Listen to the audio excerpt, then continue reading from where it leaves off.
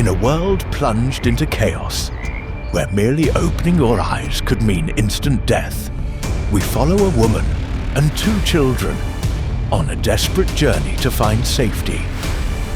She can't open her eyes or she'll die.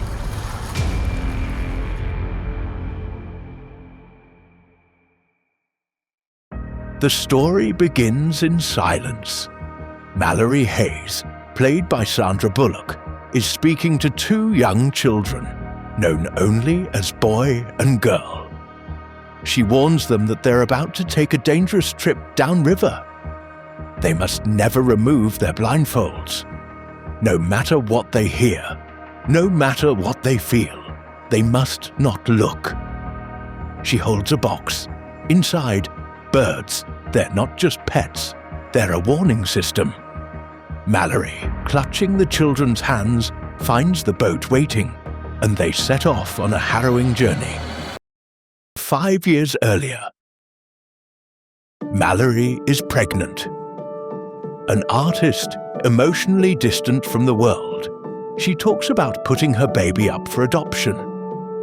She's visited by her sister Jessica, played by Sarah Paulson, who tries to comfort her. But something is already happening in the world.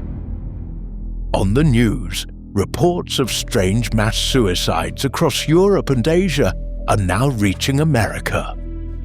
While leaving a doctor's office, the sisters witness panic in the streets. People are screaming, crashing cars. Something invisible is driving people mad. Jessica sees it. Her eyes fill with horror. She crashes the car with Mallory inside. Then, in a trance, Jessica walks into traffic and dies. Terrified, Mallory runs through the chaos. A stranger helps her into a nearby house. The woman who owns the house steps outside to help, but she sees something and walks directly into a burning car. That is the power of this mysterious force. Inside the house, Mallory finds a group of survivors. Among them is Tom, a calm, brave man. There's also Douglas, a cynical older man, and Olympia, another pregnant woman. They begin to piece together what's happening. Whatever this thing is, if you see it, you die. No one knows what it looks like. It appears differently to each person, often as something deeply personal. Something that brings despair. To survive, they cover the windows. They only go outside with blindfolds, and they listen for the birds. Birds can sense the creature's presence. As the days go on, another survivor is let in, Olympia. She's kind, naive, and due to give birth any day. Greg, the man who owns the house, tries to watch security footage, thinking maybe the creature can be seen through a screen, but it doesn't matter. He sees something and kills himself. Then comes a supply run. The group, blindfolded, ventures to a supermarket. It goes mostly smoothly, until a co-worker, locked in a freezer, begs to be let out. He's seen the creatures. He wants others to see them too. Charlie, one of the survivors, sacrifices himself to stop him. Time passes, tensions grow. 2 of the group sneak away with the car. Food dwindles. Then, Olympia opens the door for a man named Gary. He says others forced him to look. He seems normal, but he's not. Gary is one of them. Not a creature, but a human who worships them. He starts to open all the blinds. He places drawings of what he's seen around the house. Just then, Olympia and Mallory both go into labor. As the babies are born, Gary reveals his true nature.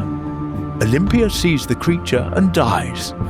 Cheryl, another survivor, also takes her own life. Douglas tries to stop Gary, but he's killed. Tom, however, survives. He kills Gary and saves Mallory and both babies. 5 years pass. Tom and Mallory raise the children together, but she's kept them distant. She hasn't even given them names. They're simply boy and girl. One day, they receive a radio transmission. There's a safe place downriver, but the journey will be treacherous. Then, strangers arrive. Tom fights to give Mallory and the kids time to escape.